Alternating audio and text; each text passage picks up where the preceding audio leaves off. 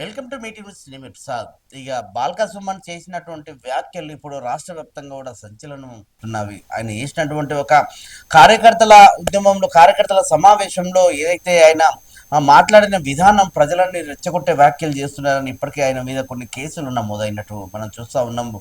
ఇక ఆయన ఏదైతే ఒక కార్యక్రమంలో ఏదైతే ఆయన రెచ్చగొట్టే వ్యాఖ్యలు చేశారు, ఇలా ఉద్యమాలు చేయొద్దు, ఇలా కాకుండా మనం శాంతియుతంగా ఉద్యమాలు చేస్తే మనం అనుకున్న గోల్ అంటే అనుకున్న టార్గెట్కి రీచ్ కాము, ఎక్కడ కూడా మనం అనుకున్న ఏదైతే దేని గురించి అయితే చేస్తున్నామో అలాంటి పనులు ఎక్కడ కూడా స్ప్రెడ్ కావు, నాయకుల దగ్గరికి వెళ్ళవు, అధికారుల దృష్టికి వెళ్ళవు అన్నట్టుగా ఆయన తీసుకున్నటువంటి ఉద్యమం ఇట్లా కాకుండా మనం మిలిటెంట్ ఉద్యమం తీసుకురావాలి, మిలిటెంట్ తరహాలో చేయాలి. ఒక మిలిటెంట్ అన్న పదాన్ని దాదాపుగా ఆయన ఒక ఆలోచన విధానంతోనే ఆయన ఎందుకు అలాంటి కాంట్రవర్సీ వ్యాఖ్యలు చేశాడు. మనం ఇప్పుడు ఏదైతే తెలంగాణ ఉద్యమంలో ఎలాంటి ఉద్యమాలు చేసినా, ఒక రైలు రోకో అని, బస్సు రోకో అని, ఏదైతే హైవేల దిగ్బంధం అని, చాలా వరకు ఇక్కడ లాయర్ల దగ్గర కానీ పోలీసుల దగ్గర కానీ చాలా ఉద్యమాలు చేసి ప్రభుత్వాన్ని మెడలు వంచేలా చేసినటువంటి అది ఒక ఉద్యమం, ఒక రాష్ట్రాన్ని ఏర్పాటు చేసుకున్నటువంటి ఉద్యమానికి అనేక ఆలోచన విధానాలతోని రకరకాల నిరసనలతోని కూడా ప్రభుత్వాలని, ఏదో కేంద్ర ప్రభుత్వాన్ని ఇటు రాష్ట్ర ప్రభుత్వాలని, ఉమ్మడి రాష్ట్రంలో ఏదైతే ఏపీ ఆ రాష్ట్రాలని మనము వాళ్ళ నుంచి మనము కీలకంగా ఆ రోజు వాళ్ళకి తెలియడానికి చేసుకున్నటువంటి నిరసన కార్యక్రమాలు అనేక రకాలుగా చేసినాం. ఈరోజు బీఆర్ఎస్ పార్టీ ప్రభుత్వం 10 ఏళ్ళు పాలించింది.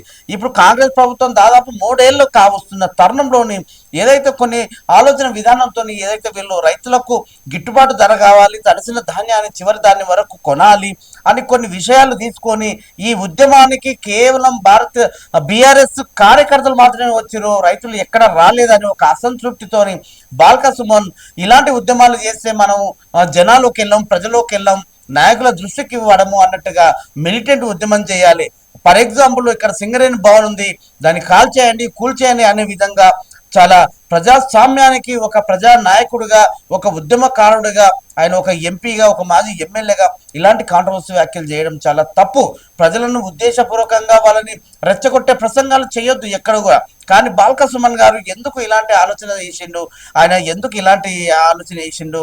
ఇంకోటి, మన ఏరియాలో మనకు జాతీయ అంటే రైల్వే మార్గాలు, అనేక రైల్వే మార్గాలు మన ఊర్లోనే ఉన్నాయి కాబట్టి ఆ పట్టాలను కోసివేయండి, రైలు మార్గాలని కొంచెం ఇబ్బందికరంగా చేయండి, ఆపేయండి, కూల్చేయండి, కోసేయండి, ఇలాంటి వాక్యాలతోని ఆయన ఈరోజు అధికారులు దృష్టికి వెళ్ళి నిజంగా ఒక పోలీసు చాలా వరకు సెక్షన్లు పెట్టారు ఈయన మీద. ఎందుకంటే సమాజంలో ఏది కూడా సమాజానికి ఇబ్బందికరంగా మాట్లాడని పరిస్థితి ఉంటుంది. అందులో మీరు ఒక రాజకీయ పొలిటీషియన్, మాజీ అంటే ఒక ఎంపీగా చేశారు, ఒక ఎమ్మెల్యేగా చేశారు, స్టూడెంట్ నాయకుడిగా కూడా మీరు చాలా వరకు కార్యక్రమాలు తీసుకొచ్చారు, మెంబర్ ఆఫ్ ద పార్లమెంట్.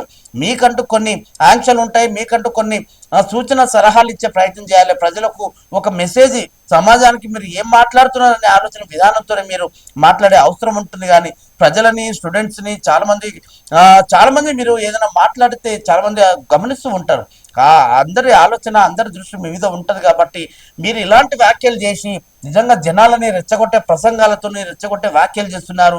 ప్రభుత్వానికి అగనెస్ట్ గా మీరు ఒక విప్లవకారుడిగా చేసినటువంటి వ్యాఖ్యలని ఈరోజు చట్టపరంగా మీ మీద చాలా వరకు కేసులు నమోదైనవి. ఆ నమోదైన కార్యక్రమం కూడా మిమ్మల్ని అరెస్ట్ చేసే ఆలోచన చేసింది ప్రభుత్వం, రిమైండ్ కూడా చేశారు చెల్లపల్లి జైలుకి. నిజానికి బాల్క సుమన్ గారు ఎందుకు ఇలాంటి వ్యాఖ్యలు చేశారు? నిజంగా అక్కడ ఉన్న సమావేశం ఏంటి? అసలు మీరు మాట్లాడడానికి, సమాజాన్ని మేల్కొల్పడానికి చాలా మార్గాలు ఉన్నాయి. ఒక పాట ద్వారా చేయొచ్చు, ఒక మాట ద్వారా చేయొచ్చు, ఒక ఆట ద్వారా చేయొచ్చు. చాలా వరకు ఆకట్టుకునే విధంగా కూడా మీరు ప్రజల్లోకి వెళ్ళే అవసరం ఉంటుంది. మిలిటెంట్ ఉద్యమాన్ని అన్నట్టుగా మీరు ఒక రైలు మార్గాలని ఇబ్బంది చేయండి, కోసేయండి, వాటిని కాల్చేయండి, కూల్చేయండి అన్నట్టుగా చేసినటువంటి వ్యాఖ్యలు ఈ రోజు దుమ్మారం లేపుతుంది. బీఆర్ఎస్ పార్టీలో ఉన్న నాయకులు కూడా ఇలాంటి వ్యాఖ్యలన్నీ వాళ్ళు తీసుకోలేకపోతున్నారు. అంటే ప్రతిపక్షంలో ఉండి మీరు ప్రభుత్వం దాదాపు ఒక 10 ఏళ్ల పాలన కొనసాగించిన మీరు అప్పట్లో ఎంపీగా చేశారు, ఒక ఎమ్మెల్యేగా చేశారు. అయినా ఒక రాజకీయ ఆలోచన విధానంతోనే మీరు ప్రజల్లోకి వెళ్ళాలంటే చాలా అంశాలు ఉంటాయి. ఒక అంశాన్ని తీసుకోండి, ఒక కార్యక్రమం చేయండి, ప్రజల్లోకి వెళ్ళండి, రైతుల విషయంలో ఉంటే రైతుల దగ్గరికి వెళ్ళండి, అక్కడ వాళ్ళు చేస్తున్న పంట పండించిన పొలాల దగ్గరికి వెళ్ళండి. చాలా మార్గాలు ఉంటాయి, ప్రభుత్వాలకు కానీ ప్రజలు కానీ తీసుకెళ్లే మార్గాలు ఉంటాయి. సోషల్ మీడియా ఉంది, మీడియా ఉంటుంది, చాలా వరకు మీకు పేపర్ న్యూస్లు ఉంటాయి. అంతేగాని మీరు ఇలాంటి రెచ్చగొట్టే వ్యాఖ్యలు చేస్తే జనాలని సమాజాన్ని ఎటువైపు తీసుకెళ్తున్నారు? మిమ్మల్ని చూసి ఇన్స్పైర్ అవుతున్న యువత ఎక్కడ పోవాలి, ఏమైపోవాలి, వాళ్ళు వాళ్ళ జీవితాలను ఎక్కడ తీసుకెళ్ళాలి అన్నట్టుగా ఈరోజు సమాజంలో ఉన్నట్టు ఉంటే ఒక ఆలోచన విధానంతో ఉండాలి. కానీ మీరు ఇలాంటి వ్యాఖ్యలతోని మీరు ముందుకు తీసుకెళ్లే ప్రయత్నంలో ఈరోజు ఆ బీఆర్ఎస్ పార్టీలో ఉన్న నాయకులు కూడా ఈ విషయాలన్నీ జీర్ణించుకోలేకపోతున్నారు. ఇక ప్రభుత్వం తన పని తను చేసుకుంటూ వెళ్తున్నాయి. చట్టాలు ఎవరికి చుట్టాలు కావు, చట్టాలు అందరికీ సమానమే అన్నట్టుగా చట్టాలు పోలీస్ శాఖ వారు కూడా చాలా సీరియస్ గా ఈ రోజు కేసులు పెట్టి ఆయన కోసం ఆయనని ఇలా అదుపులోకి తీసుకున్నారు. నిజానికి బాల్క సుమన్ కావాలని చేశాడా? ఏముంది అయితే మా అంటే 4 రోజులు జైల్లో ఉంటాం, అంతకు మించి ఏమైతాయి? ఈ కేసులు పెద్దగా ఏం మన పట్టణంపు లేవు. నా మీద తెలంగాణ ఉద్యమంలో 100 కేసులు ఉన్నాయి. అయినా నేను ఎంపీనైనా ఎమ్మెల్యేనైనా. కానీ ఎన్ని కేసులు ఉంటే రాజకీయంగా మనం సక్సెస్ అవుతాం అనుకోవడం చాలా తప్పు. ఎందుకంటే ఒకరు 40 ఏళ్ళు ఆ సమాజంలో ఎన్నో పనులు చేసుకున్నా కూడా వాళ్ళు చివరికి కనీసం ఎమ్మెల్యేకి కాని పరిస్థితుల్లో చాలా మంది నాయకులు ఉన్నారు ఉమ్మడి రాష్ట్రాల్లో. అలాంటి నాయకులు సరే ఇంకా ఉన్న పలంగా 40 ఏళ్ళు చేసినాం కదా, ఏదో ఒకటి మనం సమాజానికి, దేశానికి, రాష్ట్రానికి మనం విరుద్ధంగా పోయి ఏదైనా ఒక మాట అనేసి ఎంతసేపు అది వైరల్ అవుతుంది కదా. వైరల్ అవుతూనే మనం స్ప్రెడ్ అవుతాం అనుకోవడం చాలా ఇబ్బందికరంగా ఉంటుంది. చాలా మంది పొలిటికల్ అంటే రాజకీయ నాయకులు మాట్లాడుతున్న విషయాలని చాలా మంది విని దాన్ని ఆచరిస్తున్న ఇంకా చాలా మంది ఉంటారు. ప్రజలు కావచ్చు, యువత కావచ్చు, నాయకులు కావచ్చు, ఇప్పుడిప్పుడే రాజకీయాల్లోకి రావాలనుకున్న ఫ్రెష్ గా ఉన్న యువత కూడా కావచ్చు. ఎందుకంటే మీకంటూ చాలా మందిని మీరు చేస్తున్న కార్యక్రమాలు, మీరు మాట్లాడుతున్న విషయాలు, మీరు చేస్తున్న ఈ పాలన విధానాన్ని చాలా మంది ఫాలో అవుతూ ఉంటారు. ఆ సమాజంలో ఇప్పుడు మీరు కూడా అదే సమాజంలో కొనసాగుతూ ఉన్నారు కాబట్టి ప్రభుత్వానికి, ప్రజలకి ఒక మెసేజ్ కరంగా ఉండాలి. కానీ ప్రజలని ఇబ్బందికరంగా, ప్రభుత్వాన్ని ఇబ్బంది పెట్టేటట్టుగా ఈ మిలిటెంట్ ఉద్యమాలు చేసి మనం ఒక సింగరేణి భవన్ కాల్ చేయండి, కూల్చేయండి అనడం చాలా తప్పు. ఇది అలాంటిది ఒక రైలు మార్గాలు ఉన్నాయి, దానిలో ఆ రైలు మార్గాలను ఇబ్బంది పెట్టాలా, పట్టాలు కోసేయండి అన్నట్టుగా అదొక చాలా తప్పు. అలాంటిది ఒక జిఎంఆర్ ఉంది, ఆ ఆఫీస్ని మనం కూల్చేద్దాం, కాల్ చేద్దాం. ఏంటండి ఇవన్నీ? భాష ఏంటి అసలు? ఈ నాయకులు రోజు రోజుకి ఎక్కడ పోతున్నారు? సమాజం వీళ్ళని చూసి ఎక్కడ వెళ్ళాలి? ముఖ్యంగా రాజకీయ నాయకులు ఎట్లా జీర్ణించుకోవాలి అన్ని తెలుసు, వీళ్ళకి ఏమి తెలియదు అన్నట్టు కాదు. గతంలో ఎన్నో కేసులు, ఎన్నో వీళ్ళు కేసుల తగ్గట్టు కూడా అలాంటి శిక్షలు కూడా అనుభవించారు. వీళ్ళు ఏం తెలియకుండానే సక్సెస్ అవుతూ ఎమ్మెల్యే, ఎంపీ ముందుకు ఏం చట్టసభలోకి అనుమాతం ఏం వెళ్ళలేదు. వీళ్ళకి అన్ని విషయాలు తెలిసే మాట్లాడుతున్నారు. కానీ అన్ని విషయాలు తెలిసి ఎందుకు మాట్లాడుతున్నారు అంటే వీళ్ళ మీద చట్టపరంగా వీళ్ళకి ఏమన్నా శిక్షలు పడతాయా, వీళ్ళకి కఠినంగా ఏమన్నా ఆ శిక్షల మీద వీళ్ళని అరెస్ట్ చేస్తారనే ఆలోచన కూడా లేకుండా వీళ్ళు అంతా సింపుల్ గా మాట్లాడి అలా ప్రజల మధ్యలో, ప్రజాక్షేత్రంలో, ఇటు నాయకుల మధ్యన, రైతుల మధ్యన, ప్రజల మధ్యన ఇలాంటి వ్యాఖ్యలు చేసుకుంటా ఉంటే ప్రజలు ఎంతవరకు వీళ్ళని యాక్సెప్ట్ చేస్తారు? ఒకసారి ఆలోచించండి. వీళ్ళకు మీ పార్టీ అధ్యక్షుడు, వర్కింగ్ పార్టీ చాలా వరకే కొన్ని భాగాలు ఉంటాయి. ఇందులో వీళ్ళని ఎట్లా అనుసరిస్తున్నారు, వీళ్ళు ఏమేమి గైడ్లైన్స్ వీళ్ళకి పాస్ చేస్తారు.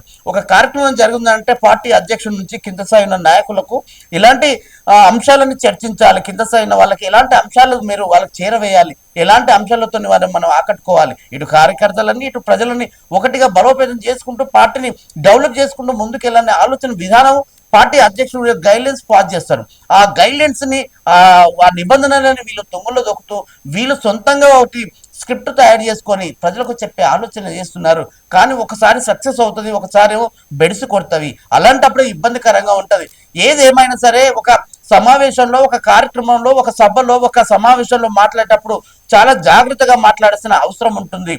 ఏది ఏమైనా నిన్నగాక మనం చూసిన ఎమ్మెల్సీ నాగేశ్వరరావు గారు మాట్లాడిన అంశాన్ని ఒక కోణం వదిలేసి ఇంకో కోణాలను తీసుకొచ్చి పెట్టారు. ఆయన మాట్లాడిన విధానం వేరు, ఒక పార్టీ జాతీయ పార్టీ అధ్యక్షుల దగ్గర మాట్లాడిన సమావేశం వేరు. ఈ రోజు ఆయన కులం అంటగట్టారు, ప్రాంతం అంటగట్టారు. చాలా వరకు ఈ కాంట్రవర్సీ చేసి ఆయన ఇలా కార్నర్ చేస్తున్న అంశాన్ని చూస్తున్నాం. అట్లాగా ఆయన విశ్లేషకుడు, సీనియర్ జర్నలిస్టు, మంచి ప్రొఫెసరు, మంచి అన్ని అనుభవం ఉన్న వ్యక్తి, 62 సంవత్సరాల కాల సుదీర్ఘమైన సీనియర్ ఒక అనలిస్ట్. అలాంటి వాళ్ళు కూడా చాలా ఎంత జాగ్రత్తగా మాట్లాడినా కాంట్రవర్సీ చేస్తున్న ఈ సందర్భంలో నిజానికి మనం రాజకీయం చేయాలనుకుంటే దాని నుంచి ఇంకేదైనా చేయాలనుకుంటే చాలా జాగ్రత్తగా ఉండాలి. మాట్లాడే విధానం కానీ, మాట్లాడేటప్పుడు కానీ కనీసం ఏ అంశం మీద మాట్లాడుతున్నావు ఆ అంశాన్ని పరిధి దాటి మనం ముందుకు వెళ్లకుండా మంచి ఒళ్ళు దగ్గర పెట్టుకొని మాట్లాడితే మనకు మంచిది, మన పార్టీకి మంచిది, రాష్ట్రానికి మంచిది, సమాజానికి మంచిది. అలాంటి ఆలోచనలతో ముందుకెళ్తే కొద్దిైనా మనం ఆ సమావేశానికి పూర్తి న్యాయం చేసినట్టు ఉంటుంది. ఈ రోజు చిన్న విషయాలతోనే ఈ రోజు దాదాపు మీకు 14 రోజులు రిమాండ్ చేశారు. ఆ తర్వాత ఎన్ని రోజులు జైలు శిక్ష పడదు అనేది మనం చెప్పలేము. ఎందుకంటే అది కోర్టు పరిధిలో ఉంది. ఆ కోర్టు పరిధిలో ఉన్న అంశాన్ని కూడా మనం ఎక్కువసేపు మాట్లాడాల్సిన పని ఉండదు. కాబట్టి ఇప్పటికైనా రాజకీయ నాయకులు జాగ్రత్తగా ఇప్పుడు కనీసం ఏ నాయకుడైనా బూతు లేకుండా సెకండ్ మాట్లాడతలేరు. పిల్లలను పెట్టుకొని ఒక మీడియా సమావేశం టీవీలో వినే పరిస్థితుల్లో లేదు. అది ఎందుకంటే ఒకప్పుడు ఏదో సినిమా వాళ్ళకి సెన్సార్ బోర్డు ఉంటుంది, రాజకీయ నాయకులకు ప్రజలకు సెన్సార్ బోర్డు అనేది ఉండదు. ఏది మాట్లాడితే అది డైరెక్ట్ గా ఇవాళ సోషల్ మీడియా వచ్చింది కాబట్టి నిజంగా ఎంత దారుణంగా మాట్లాడుతున్నారు. ఒకటికి 4 సార్లు మాట్లాడే ముందు సమాజాన్ని దృష్టిలో పెట్టుకొని మనం మాట్లాడాల్సిన అవసరం ఉంటుంది, ఆ బాధ్యత ఉంటుంది. నాయకులు ముందుగా మీరు మాట్లాడే విధానం మార్చుకోవాలి. జాగ్రత్తగా సమాజాన్ని దృష్టిలో పెట్టుకొని మాట్లాడే అంశాలని మాట్లాడండి. అనవసరమైన మాటలతో ఇబ్బందికరంగా ఉండొద్దు. ఏదేమైనా సుమన్కి దాదాపుగా ఈ రోజు 14 రోజులు రిమైండ్ చేశారు. మరి ఆయన మాట్లాడిన వ్యాఖ్యలకి ఇటు రైల్వే అంటే అది కేంద్ర ప్రభుత్వం ఉంటుంది, కేంద్ర ప్రభుత్వం రైల్వే నుంచి కూడా ఆయన మీద కేసులు ఉంటాయి. అట్లాగే రాష్ట్ర ప్రభుత్వం కూడా ఇందులో కూడా చాలా విభాగాలు ఉంటాయి. ఆ భాగాలన్నిటిని కూడా వాళ్ళు అవన్నీ సమకూర్చుకొని ఎన్ని కేసులు పెడతారు, ఎన్ని రోజులు రిమైండ్ చేస్తారు, ఆ తర్వాత ఎన్ని రోజులు జైలు శిక్ష పడుతుంది అనే అంశాన్ని మనకు త్వరలో తెలియాల్సి ఉంటుంది. మరో అంశంతో మీ ముందుకు వస్తాను. చూస్తూనే ఉన్నాను మీ టీవీ న్యూస్. నేను మీ ప్రసాద్.